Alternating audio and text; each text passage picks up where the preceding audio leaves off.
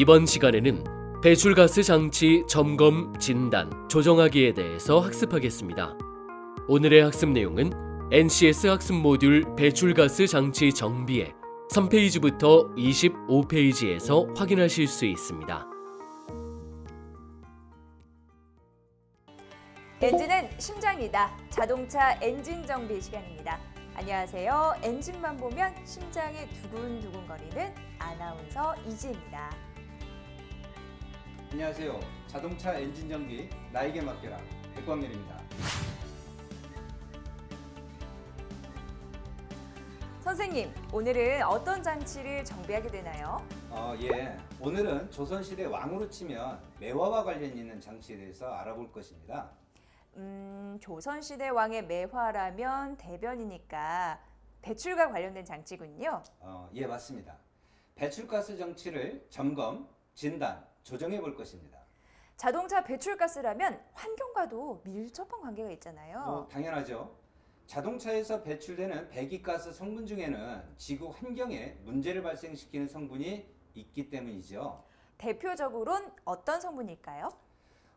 자동차에서 배출되는 가스에는 배기 파이프로부터 배기가스, 기관 크랭크 실에서부터 발생되는 블로바이 가스, 연료 계통으로부터 발생되는 증발가스 등 세 가지가 있게 되는데요. 배출가스는 연료가 실린더 안에서 연소한 다음 배기 머플러를 통해 외부로 배출되는 가스를 말하는 거고, 또한 배기가스 주 성분은 수증기와 이산화탄소이고 그 밖에 일산화탄소, 탄화수소, 질소산화물, 납산화물, 탄소 입자 등이 있습니다. 이 중에 수증기는 유해가스는 아니잖아요? 맞죠. 이 중에 일산화탄소와 질소산화물, 탄화수소가 인체해가 되는 유해물질입니다. 그렇군요. 오늘은 환경과도 관계가 있는 배출가스 장치를 살펴보겠는데 우선 VJ 엔진맨부터 만나고 가실까요? 엔진 정비 스타트!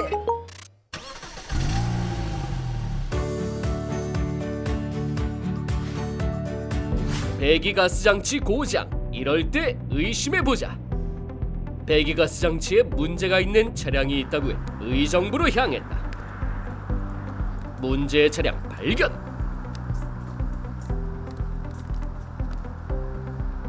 안녕하세요. 네, 반갑습니다. 저는 산업현장교사 오영동이라고 합니다.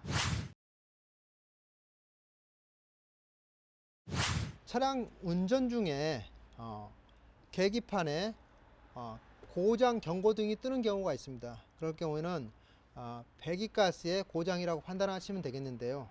주로 흡기계통에 있는 에어플러 센서라든가 아니면 배기계통에 있는 산소 센서라든가 람다 센서라든가 아니면 여기에 있는 그 맵 센서, 이런 센서 신호와 그 다음에 그걸 관장하는 컴퓨터에서 출력이 제대로 제어가 안 될 경우에는 배출가스 경고등이 계기판에 점등이 되고, 또한 가속 불량이나 출력 부족 또는 그 엔진 이상음이 발생될 수가 있습니다.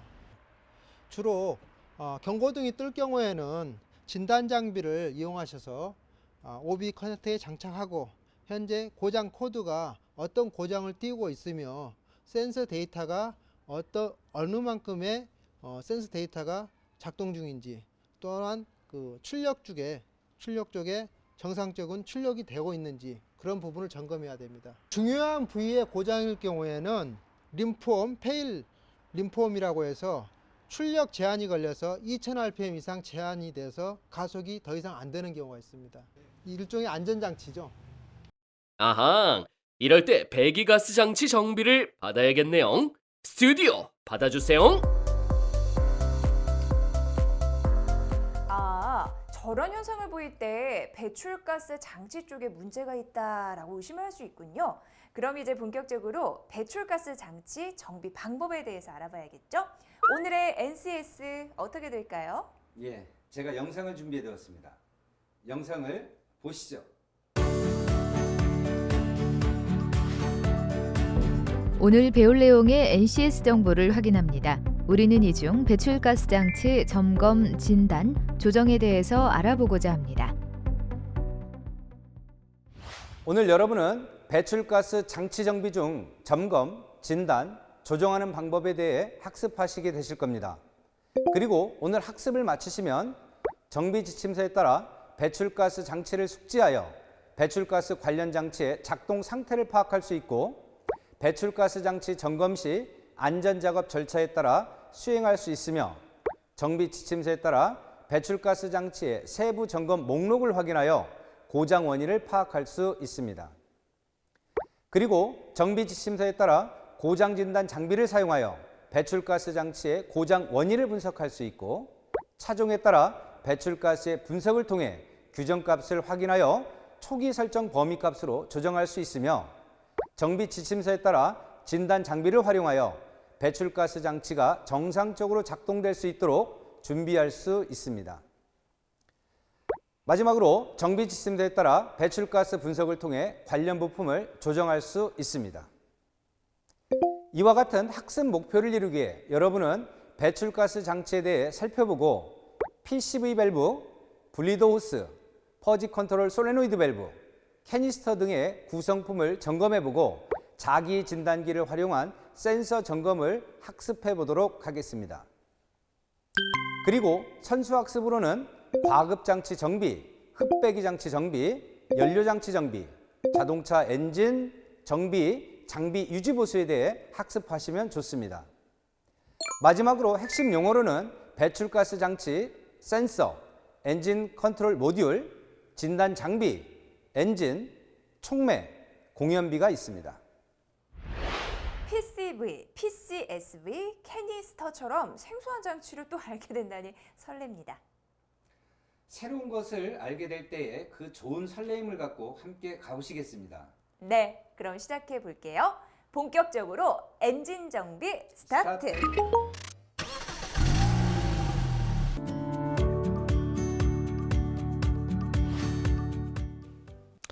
선생님, 이번에 저희 배워볼 내용은 어떤 내용입니까? 예, 이번에는 배출가스 장치에 대한 각각의 구성품들 또는 장치 단품들이 있습니다. 그런 단품들에 대해서 정상적으로 작동하고 있는지를 한번 점검하고 테스트하는 시간을 한번 가져보도록 하겠습니다. 네. 그 첫 번째 시간으로 PCV 밸브를 교환하는 그런 시간을 갖겠습니다. 네. 자, 여기 보시죠. 네.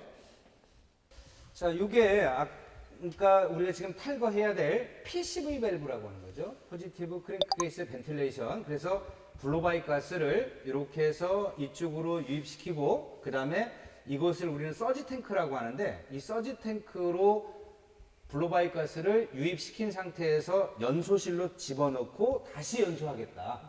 네. 그래서 이걸 PCV 밸브라고 하고 보통 저중속 영역일 때만 PCV 밸브를 통해서 서지 탱크로 유입되고요. 그 다음에 공회전 상태라든가 또는 급가속 상태, 고속 시에는 자 여기 별도 호스가 하나 또 따로 있죠? 네. 그죠? 이 호스는 브리더 호스라고 합니다. 그래서 이 브리더 호스를 통해서 어디로? 역시 연소실로 들어가서 연소돼 버릴 수 있도록 구성이 되어 있는 블로바이 가스 제어 장치 중에 하나의 구성품이라고 보면 되겠죠. 자, 탈거를 한번 해보겠습니다.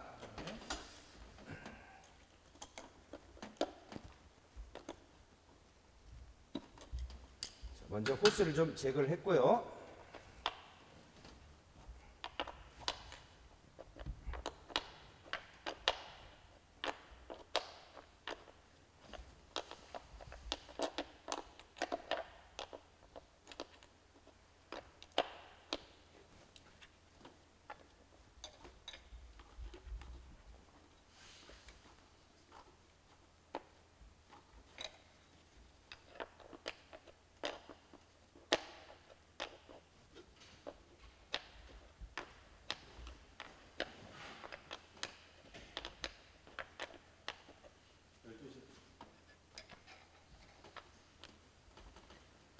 자, 이게 우리가 얘기했던 금방 얘기했던 PCV 밸브라고 하는 겁니다.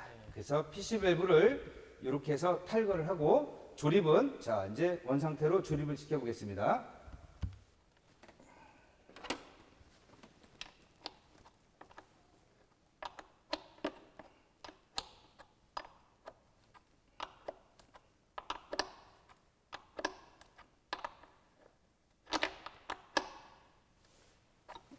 자, 됐고요.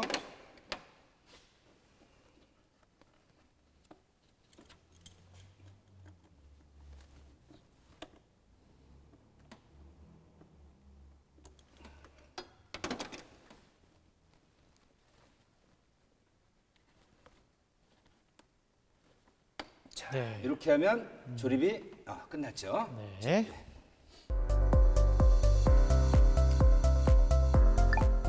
PCV 밸브로 단품을 한번 점검을 한번 해보겠습니다. 네. 자, 단품을 점검하기 위해서 자, 지금처럼 요걸 한번 집어볼까요? 네. 면봉으로 뭘 할 수 있는 거죠? 이 면봉도 때로는 네. 공부가 되더라고요. 귀에 이렇게 하는 게 아니었습니다. 그렇죠. 코에 이렇게 하는 게 아니었어요. 그럴 수도 있죠. 네. 근데 여기 단품을 점검할 때 이러한 것들도 유용하게 사용할 수 있습니다. 실내로 그 흡기 다기관이라고 하는 흡기 매니폴드가 있어요. 물론 이 자동차는 가솔린 자동차지만 디젤 자동차 같은 경우는 흡기 매니폴드에 우리 그 카본이라든가 배출 매연들이 굉장히 많이 쌓여 있습니다. 그러면 그 흡기 매니폴드 안에 구석구석을 뭔가로 긁어내야 되는데 그때 제일 유용한 공구가 없겠죠. 그렇죠? 그래서 보통 그 티스푼 있죠. 티스푼. 숟가락 긴 걸 가지고서 막 긁어냅니다.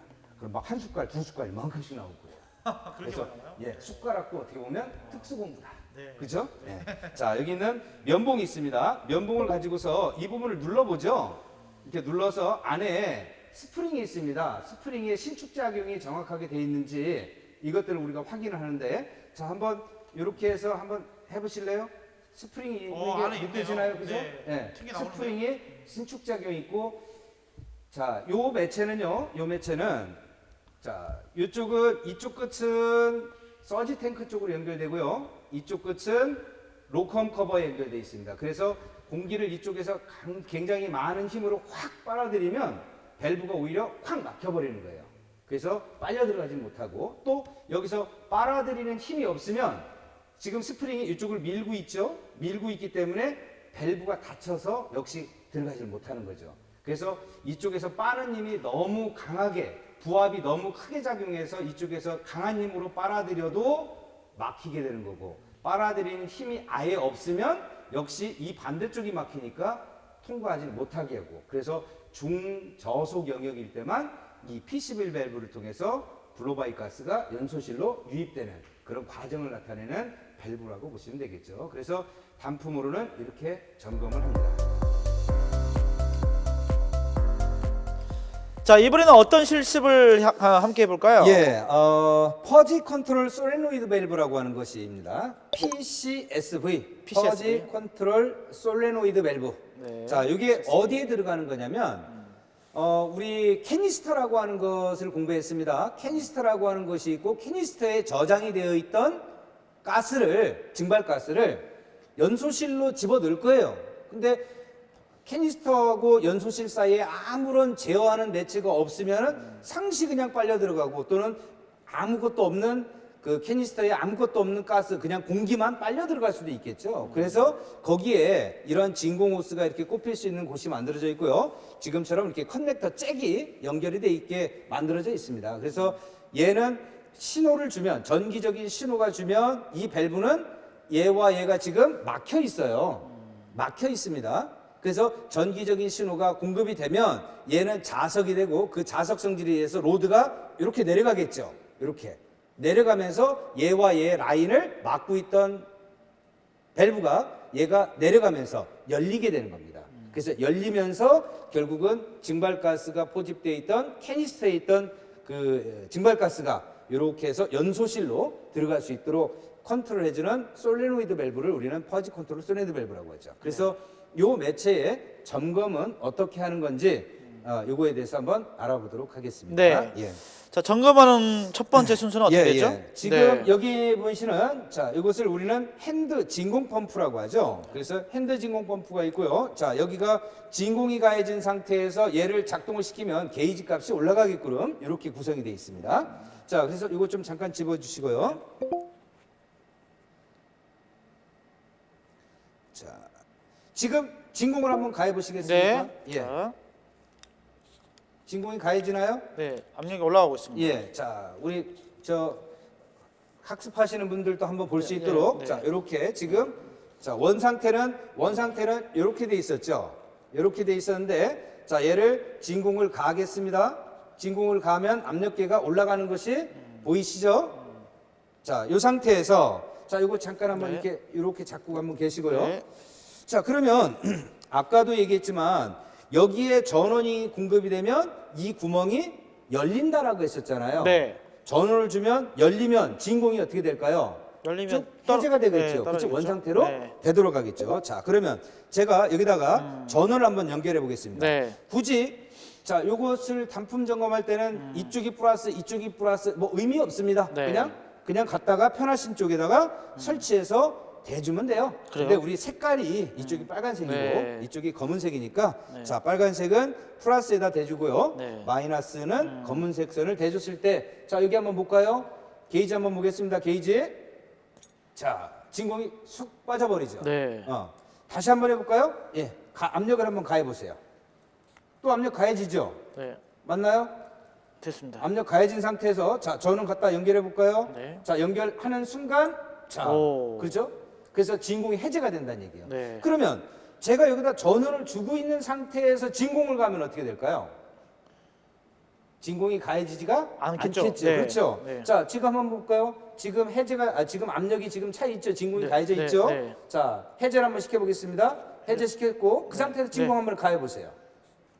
됩니까? 안 되네. 안 되죠. 네. 그렇죠.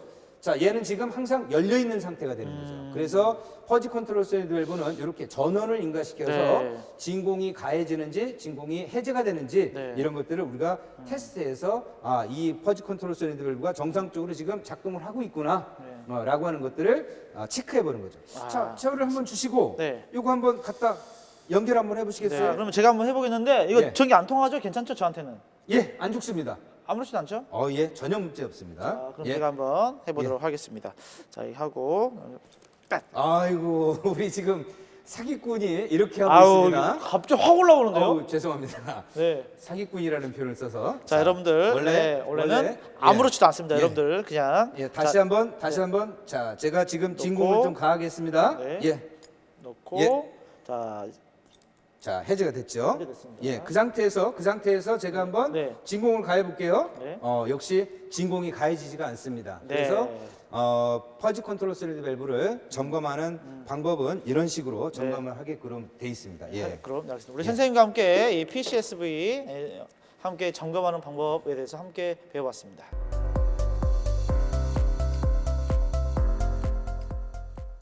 선생님 이번에 배워볼 내용은 어떤 내용입니까?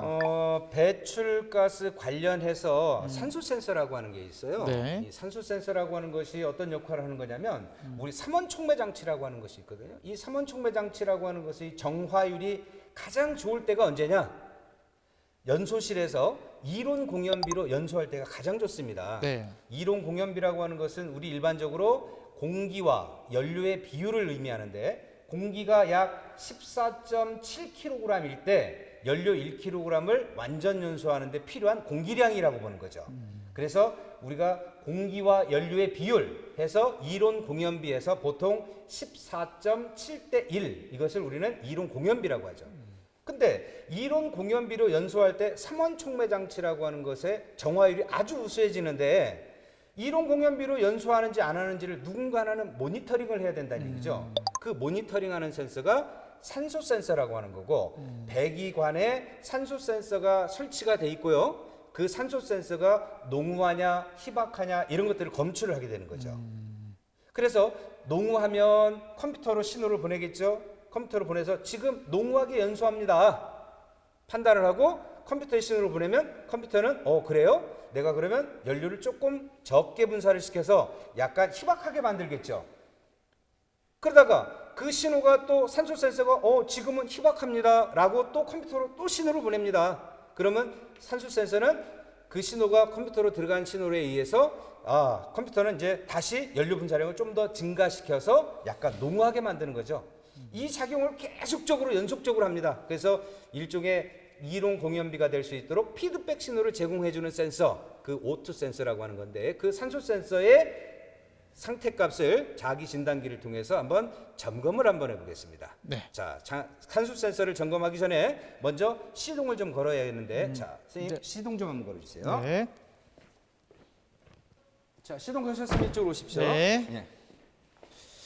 자, 엔진 제어로 들어가겠습니다. 네. 자, 그 다음에 이 차량은 네. 1.6 엔진으로서요. 자, 해당 엔진의 엔진 사양을 눌러주면 되겠죠. 자기 진단이 있고 그다음에 2번에 보면 센서 출력이 있죠. 센서 출력으로 들어가서 자, 우리 산소 센서라고 하는 것이 지금 첫 번째 나오죠. 네. 자, 여기 수치값이 계속 바뀌고 있는 거 보이나요? 네, 400 예, 뭐 이렇게 보이네. 200에서 지금 한 600, 700 계속 왔다 갔다 네, 하는 거 보이시죠? 네. 자, 이렇게 해서 요거 산소 센서, 배출가스 관련해 있는 산소 센서는 지금 정상이다 이렇게 판단할 수 있고 만약에 이 수치값이 고정이 돼 있다든가 아니면 뭐 너무 얼토당토하는 값이 나온다 그랬을 경우에는 산소 센서를 교환하게 되는데 우리 흔히 생각할 때 이 산소 센서가 영구적으로 사용할 수 있다 이렇게 판단하시는 경우들이 많이 있는데요. 보통 이것도 한 16만 킬로 정도 되면은 교환을 해줘야 되는 게 기본적인 것인데 일반적으로 16만 킬로 정도의 교환을 한다라고 판단하는 분들이 어떻게 생각하냐면 그러면 폐차할 때까지도 교환하지 않아도 되겠네 이렇게 판단해서 오판하는 경우들이 많이 있습니다. 그래서 배출가스 관련해서 이상이 있다라고 하면 가장 우선적으로 점검해보고 확인해봐야 될 것 중에 하나가 지금 우리가 봤던 산소 센서를 먼저 테스트를 하고 난 다음에 그 다음에 다른 부분의 이상 유무를 판단하는 것이 가장 우선적이라고 이렇게 보시면 맞을 것 같습니다. 네.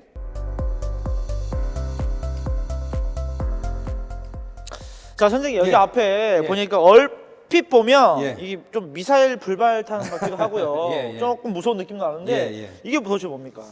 저도 포병 나왔는데 네. 예, 포 쏘면 이런 것들이 막 퉁퉁 빠져나오고 그러더라고요. 네. 근데 이거는 그쪽하고는 전혀 관계가 없고요. 네. 이게 이제 요즘 차량에 장착이 되는 DPF라고 하는 겁니다. DPF. DPF, 디젤 파티클 매터 필터에서 네. DPF라고 하는데 네.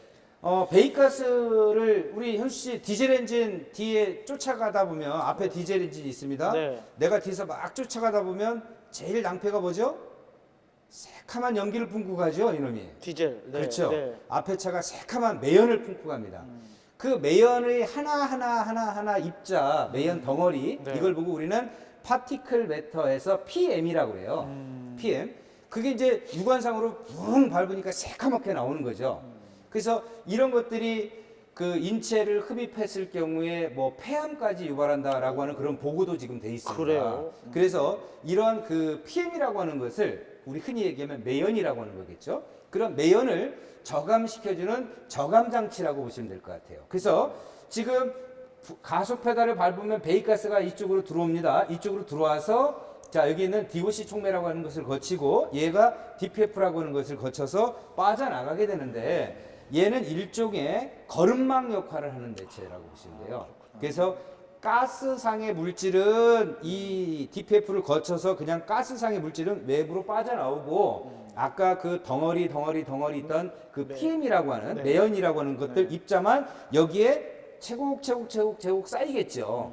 이해가시죠? 네, 예. 예, 그렇게 쌓이게 되면 그 쌓인 것을 어떻게 할까요? 그대로 계속 쌓아놓으면은 안 되죠. 언젠가는 막혀버릴 거 막히죠. 아닙니까? 그렇죠? 네. 그래서 그렇게 쌓여 있는 매체를 태워버리겠다라는 겁니다. 태워버리겠다. 예, 태워서 없애버리겠다. 그러니까 PM을 채곡 쌓아두었다가 이것을 어느 정도 일정량 있으면 태워버리겠다. 이것을 우리가 실현하게 하는 것을 우리는 DPF라고 칭하죠. 알겠습니다. 근데 이 DPF에는 전단과 후단에 차압 센서라고 하는 것이 장착이 돼요. 차압 센서라고 하는 것은 뭐냐면 전단과 후단의 압력이 어때야 될까요? 압력이 앞과 뒤가 압력이 동일해야 정상이겠죠. 하나의 파이프 상태에서 이과 이곳의 압력이 똑같아야 되는데 네. 만약에 이쪽은 압력이 높고 이쪽은 압력이 낮다. 자, 전단에는 압력이 높고 후단에는 압력이 낮다라고 하면은 여기가 과도하게 막히면 배기가스가 밀려 나와서 빠져나오지를 못하니까 이게 압력이 자꾸 높아지겠죠. 그러면 그것을 차압 센서가 전단과 후단에 설치된 차압 센서를 이용해서 압력 차이가 만들어졌다라고 이 신호를 컴퓨터에 보냅니다. 네. 그럼 컴퓨터에 보내면은 어떻게 될까요? 컴퓨터는 지금 여기에 PM이 많이 쌓였구나 이렇게 판단하겠죠. 그러면 그 PM이 쌓인 것을 어떻게 되죠? 태워줘야 된다겠죠. 네. 태워버리는 것을 보고 우리는 재생 이렇게 얘기합니다. 재생. 네. 사람도 재생을 좀 재생. 해야 되겠죠. 네. 재생. 리셋. 갱생을 해야 되나? 갱생.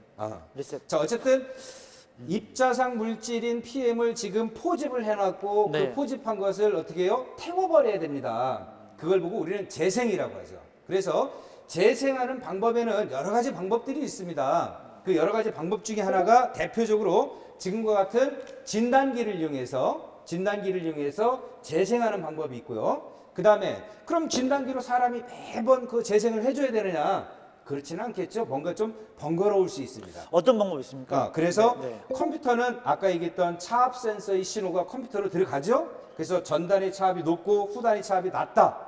일정량 너무 차이가 많이 발생을 한다. 그러면 DPF에 지금 PM이 많이 찼구나라고 검출을 하고 판정을 하고 그때 재생 모드로 들어가게 되는 거죠. 그래서 컴퓨터가 알아서 다 제어를 합니다.